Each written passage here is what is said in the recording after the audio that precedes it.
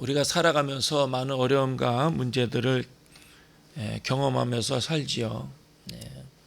삶이 늘 녹록지 않고 여러 가지 삶의 장애로 인해서 우리 마음이 또 눌리고 답답할 때도 있습니다. 이 세상을 바라봐도 사람들은 많은 걱정과 근심, 또 세상에도 문제가 많이 있지 않습니까?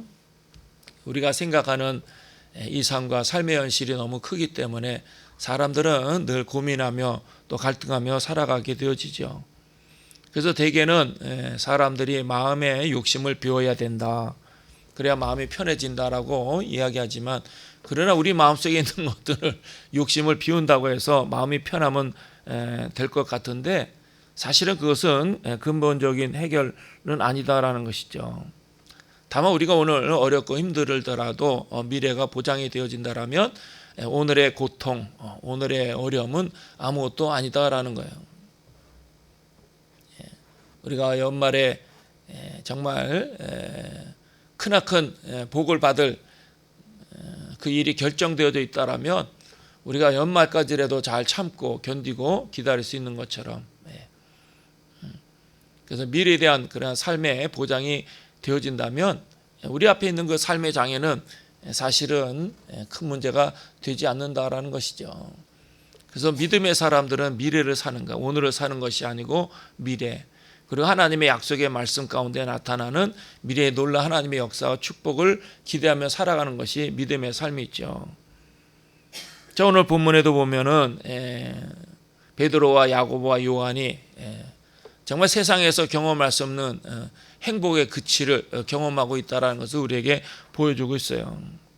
예수께서 변화산에 올라가서 그 변모된 모습으로 제자들에게 그 주님의 그 영광된 모습을 보여주시지 않습니까? 얼굴과 몸에 그 광채가 나고 옷 자체도 이제 광채가 나서 그 아주 거룩하고 영광된 모습으로 세 명의 제자가 아주 그 탄식하면서 이제 감격스러워하는 거죠.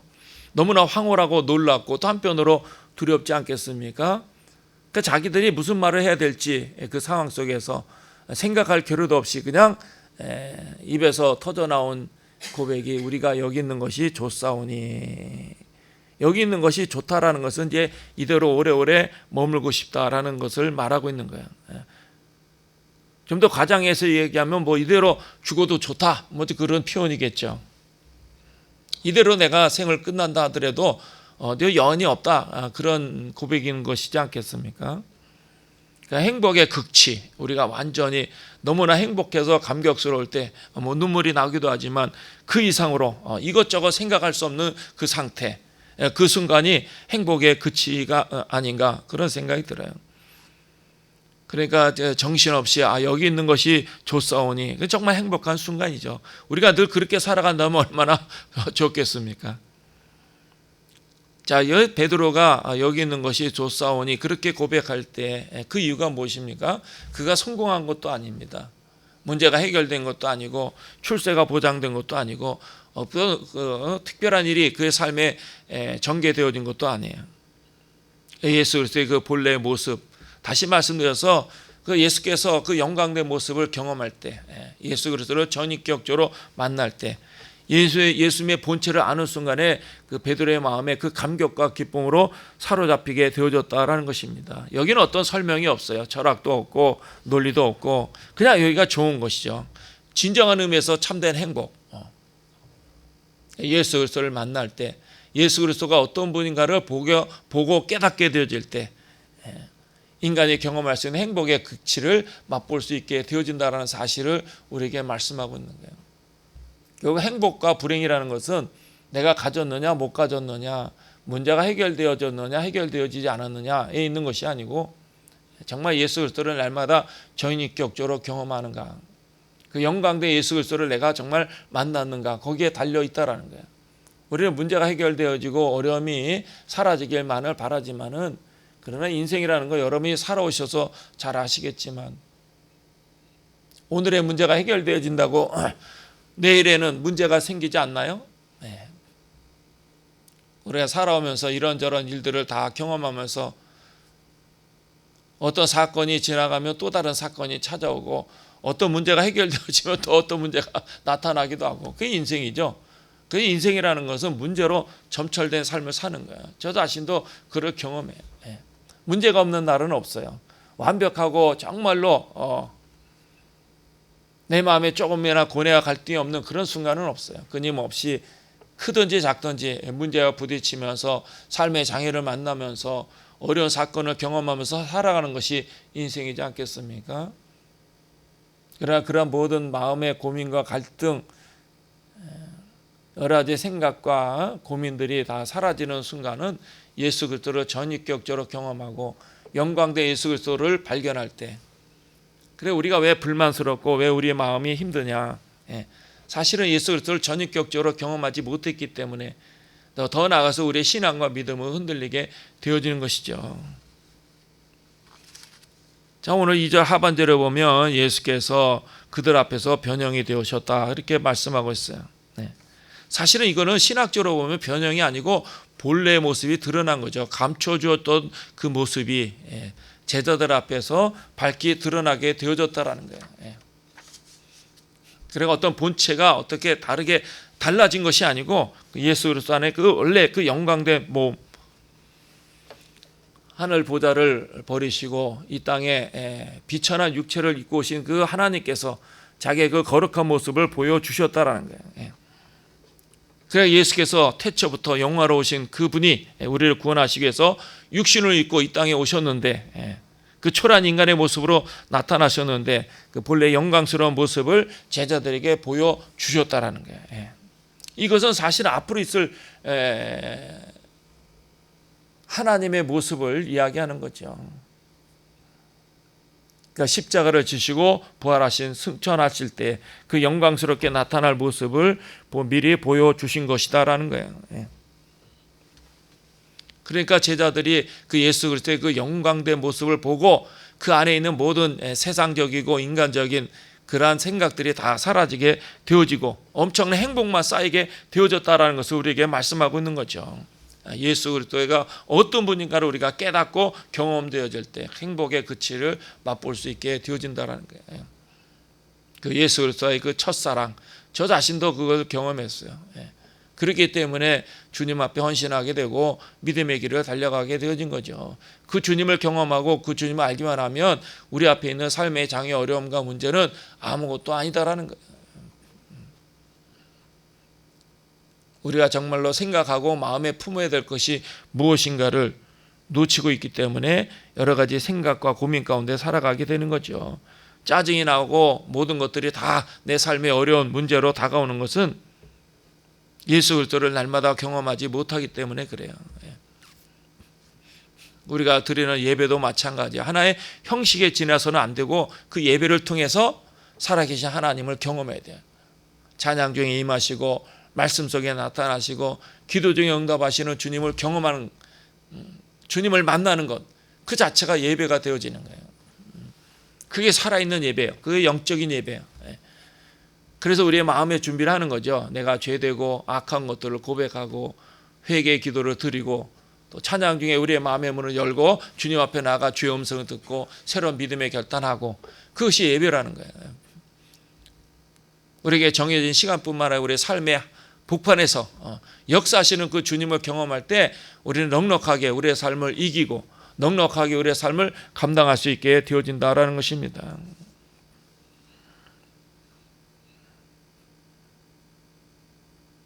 그래서 이대로 죽어도 다 예수 그리스도의 그 전인격적인 만남, 경험. 그래서 사도 요한복음 1장 14절에 고백을 해요. 말씀이 육신이 되어 우리 가운데 거하심에 우리가 그 영광을 보니 아버지의 독생자의 영광이요 은혜와 진리가 충만하더라. 예수님을 만나고 나서 그가 뭐라고 고백합니까? 내가 보니 아버지의 독생자의 영광이더라. 그 영광된 예수 그리스도를 우리가 경험해야 돼. 그러나 아무것도 우리의 삶에 경험되어지는 모든 일들은 아무 문제가 되어지지 않는 거예요. 그 주님을 내가 경험하지 못하기 때문에 우리의 삶이 버겁고 힘든 것이죠.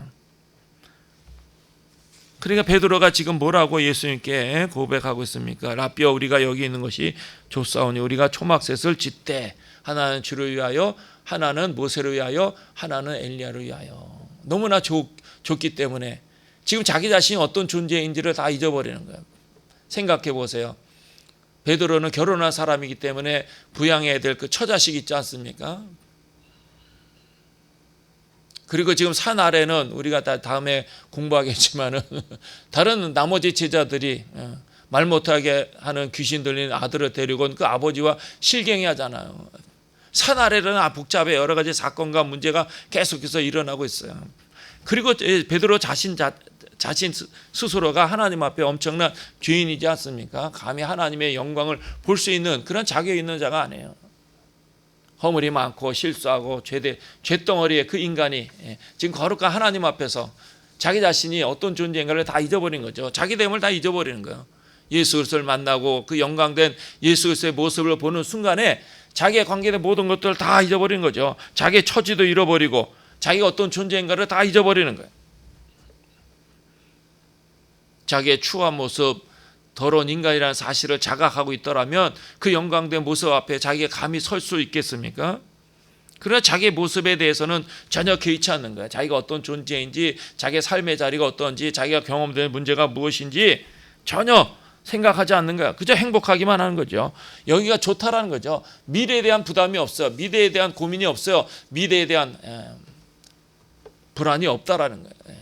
예수 그리스도를 만난 순간 그냥 아무 생각이 없어요. 그 주님과 함께 있는 그 사실 자체가 너무나 감격스러운 것이죠.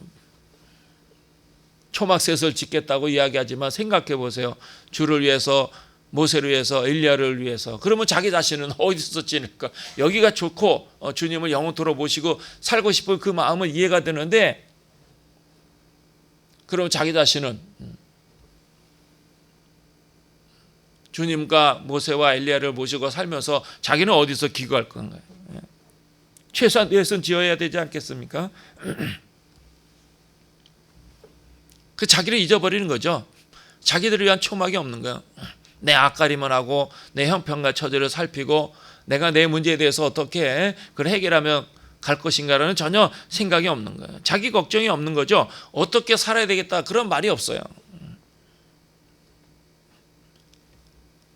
초막셋을 짓겠다라는 것은 아무런 불평도 원망도 없다라는 거죠. 오직 예수 그리스도 앞으로 자기들이 어떻게 살 것인가 전혀 상관하지 않아요.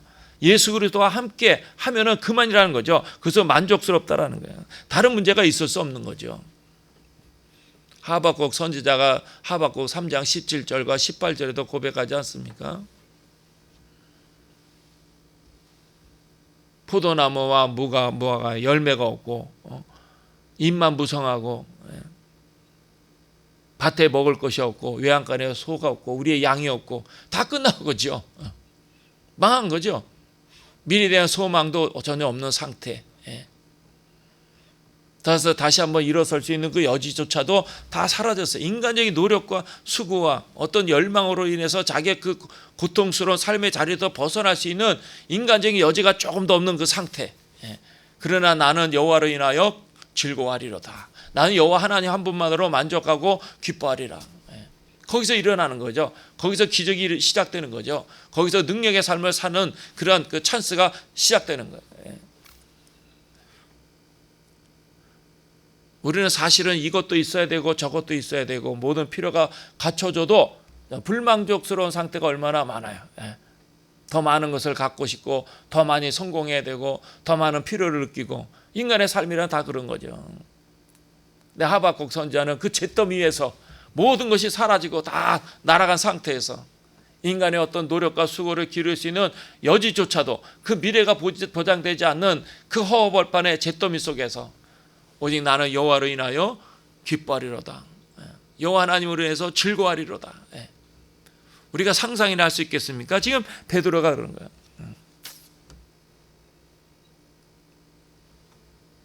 사실은 이스라엘 백성들이 광야에 나가서 그 하나님의 은혜로 살았잖아요. 구름 기둥과 불 기둥, 만나와 미추라기 반석에서 물을 내시고 40년 동안 광야를 헤맸지만은 그들의 옷이 헤어지지 않고 그들의 신발이 떨어지지 않았어요. 얼마나 감격스러워요. 사실은 그 광야에서 힘들고 어렵다 하더라도 주님 한 분만으로 만족하고 주님 한 분을 위해서 기뻐했더라면 결코 그들은 죄를 짓지 않았을 거예요. 끊임없는 원망과 불평,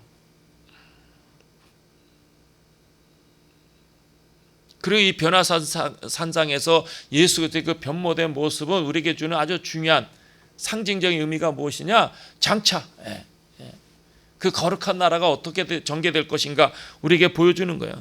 하나님의 나라가 어떤가를 미리 저들이 경험하도록 예수께서 보여주시는 거예요. 그리고 우리 자신도 그 하나님의 나라 안에 있다라는 것을 이야기하는 거죠. 우리는 그것을 깨닫지 못해. 그것을 시인하거나 인정하지 않아. 믿음의 눈으로 바라보지 못하기 때문에 늘상 고민하고 괴로워하고 아파하고, 이 세상 것들은 다 잠시 다 지나가는 건데 우리가 좀 더 집착하면서 거기에 마음을 쏟기 때문에 마음이 불편한 거예요.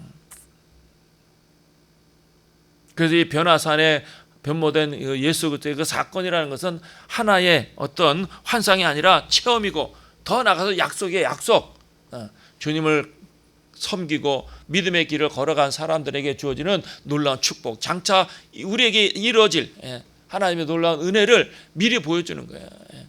예수 그리스도뿐만 아니라 우리도 이렇게 거룩한 모습으로 변모되어서 천국에서 영원한 생명을 누리게 되어진다는 사실을 가르쳐주고 있는 거예요. 그 미래가 보장되어진다는 거죠.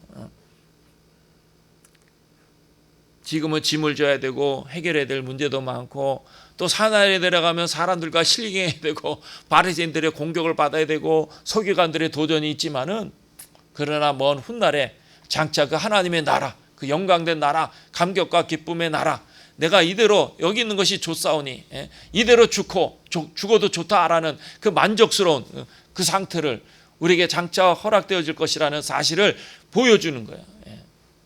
약속의 약속, 사건과 체험에 지나는 것이 아니고 또 하나님의 놀라운 약속을 우리에게 암시하고 있는 거죠.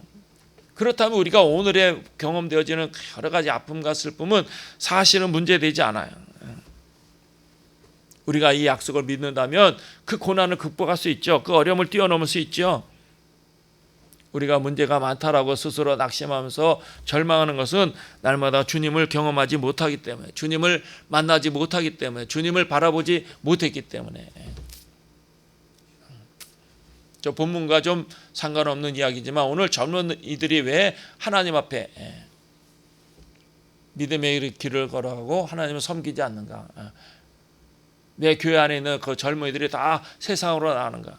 결론은 사실은 예수를 만나지 못했기 때문에 그래요. 성령을 체험하지 못했기 때문에 그래요. 저는 젊은 날에 예수를 만났어요. 성령을 체험했어요. 아주 뜨겁게 체험했어요.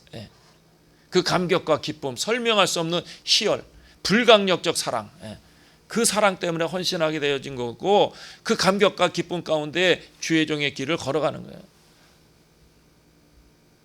내가 그 주님을 만나기 위해서 힘을 써야 돼. 그 주님을 만나기 위해서 나 자신을 내려놓고 내가 날마다 주님 앞에 결단해서 적극적으로 나가야 돼. 주님과 나와의 그 바른 관계만 이루어진다면, 그 영광과 그 능력을 체험하며 살아갈 때 우리가 가지는 그 고통은 아무 문제가 되지 않는다라는 거죠. 그래서 오늘 8절 하반절에 보면 꼭 결론적으로 이야기하지만은 오직 예수와 자기들 뿐이었더라. 오직 예수와 나.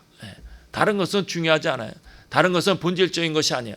다른 것은 꼭 필요한 것은 아니야. 있어도 좋고 없어도 괜찮아요. 오직 예수와 나. 그것이 완벽하게 내 삶에, 내 영혼, 내 믿음의 깊은 자리에 실현이 되어지면 날마다 감격과 기쁨 가운데 사는 거죠. 내가 예수를 만나지 못했기 때문에, 날마다 그분을 경험하지 못하니까 삶이 버겁고 무겁고 힘들다라고 느껴질 때가 많은 거예요. 그 주님을 내가 경험하게 해서 내 자신에 있는 모든 것들을 내려놓고 주님을 바라볼 때 놀라운 성령의 역사와 큰 능력을 경험하고, 내가 살아있는 것이 얼마나 감격스럽고, 또 날마다 우리가 후회와 부끄러움 가운데 살아가도 우리의 생명을 취하지 않냐고 새로운 기회를 주시는 그 주님의 은혜가 얼마나 감사한가 깨닫게 되어지는 거예요. 우리가 예배 중에서만이 아니고 삶의 한복판에서도 나와 함께 하시는 그 주님을 경험함으로 날마다 감격과 기쁨 가운데 노래하며 찬송하며 믿음의 길을 걸어가는 저와 여러분이 되시기를 주님의 이름으로 축원합니다. 기도하겠습니다.